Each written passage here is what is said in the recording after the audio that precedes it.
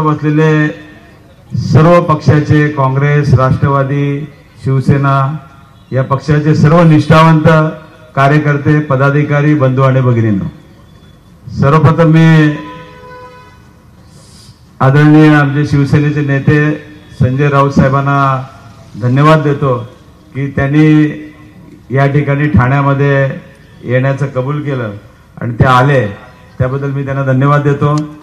आज ज्या मनोरमा नगरमध्ये आपण जी सभा घेतोय ते साहेब आपले ईशान्य मुंबईचे उमेदवार संजय दिना पाटील यांच्या आईच्या नावाने हे मनोरमा नगर आहे आणि आजची सभा सुद्धा या ठिकाणी होत आहे।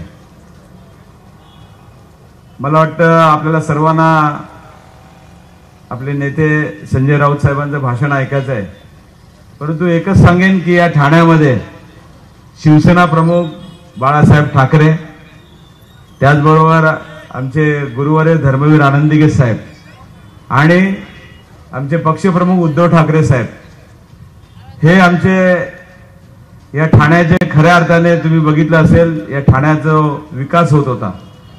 बाळासाहेबांचं बारीक लक्ष असायचं।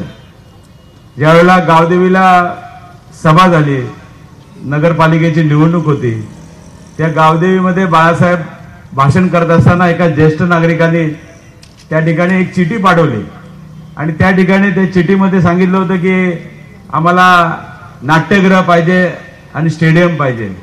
ती चिठी त्या सभेमध्ये साहेबांनी वाचून दाखवली। त्यांनी सांगितले की तुम्ही आम्हाला सत्ता द्या, आम्ही तुम्हाला ही दोन्ही कामं करून देतो आणि त्या वचनाप्रमाणे जागून त्यावेळेला शिवसेनेच्या माध्यमातून जे नाट्यगृह झालं, गडकरी रंगायतन, आणि त्यानंतर दुसरं झालं आपला स्टेडियम, दादोजी कोंडे स्टेडियम। अशी ही शिवसेना आहे, वचनाला जागणारी।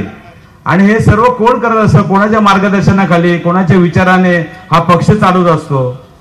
आणि ते कोण त्यांना काय माहिती सांगा मला, की ते सांगतात आमचे बाले किल्ले। अरे कसले बाले किल्ले तुमचे? तुम्हाला तुमची तुम्ही गेलात कशासाठी? स्वतःच्या स्वार्थाकरता गेलात। तुमची जी काय कमवलेलं होतं ते वाचवण्यासाठी गेलात। तुम्ही ईडी सीबीआयला घाबरून त्या ठिकाणी गेलात आणि ते गेलात तर गेलात तेव्हा साहेबांना सांगून गेलात की साहेब या वयामध्ये मी काय करू, आता मी हे करू शकत नाही, ते करू शकत नाही। अरे आज या ठिकाणी संजय राऊत साहेब बसलेले आहेत बघा, शिवसेनेचा ढाण्या वाघ आहे, जेलमध्ये जाऊन आले, ईडी सीबीआय झाल्या, कोर्टामध्ये त्यांची केस जिंकली आणि ते आज इथे उभे आहेत।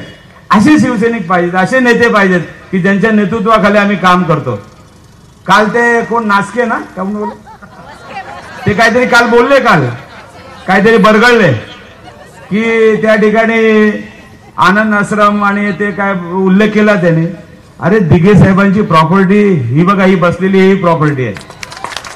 दिघे साहेबांचं नुसतं ठाणा नाही, अख्खा ठाणे जिल्हा होता आणि या ठाणे जिल्ह्यामध्ये प्रत्येक शिवसैनिक हा त्याच्या कुटुंबातला माणूस होता। आम्हाला दिघे साहेबांनी कधी असे विचार दिले नाहीत आणि या दिघे साहेबांचा आनंद आश्रम ती त्यांची प्रॉपर्टी होती। त्या आनंद आश्रमाला तुम्ही सातबारा तुम्ही लावलात। अरे लाज वाटायला पाहिजे तुम्हाला, आज स्वतःचं नाव लावलं तुम्ही तिथे। त्यामुळे तुम्ही या खोट्या गोष्टी बोलू नका, आता तुमचे झाले दिवस भरलेले आहेत। मी परत एकदा सांगतो तुम्हाला धर्मवीर आनंद दिघे साहेबांची एक गोष्ट। दिघे साहेबांना ज्या वेळेला जी पहिली गद्दारी झाली त्या गद्दारीमध्ये त्यानंतर दिघे साहेबांना त्या ठिकाणी टाळा लागला। त्या टाळा लागल्यानंतर दिघे साहेब कधी कुठल्या काँग्रेसवाल्यांकडे गेले नाहीत, तेव्हा तर काँग्रेसची सत्ता होती, किंवा राष्ट्रवादीमध्ये गेले नाहीत की साहेब मला बाहेर काढा, मला हे करा, मला ते करा, असे बोलायला कधी दिघे साहेब गेले नव्हते। त्यांनी जेलमध्ये काढलं, लोकांच्या आंदोलनातून त्यांची ती सुटका झाली। हा दिघे साहेबांचा इतिहास आहे हा। आणि त्यावेळेला वाक्य काय होतं सांगा ना मला दिघे साहेबांचं, हे जनताही जंजीर तोडेगी, आणि जनतेच्या रेट्यामुळे ते बाहेर आले, असा आमचा नेता आहे। त्यामुळे 22 वर्षात कधी तुमचं तोंड उघडलं नाही आणि आता तुमच्या इलेक्शनला दिघे साहेबांची आठवण आली।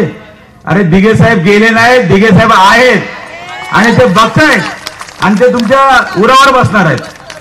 मी परत एकदा जास्त काय बोलत नाहीत, आपले नेते त्या ठिकाणी बोलणार आहेत।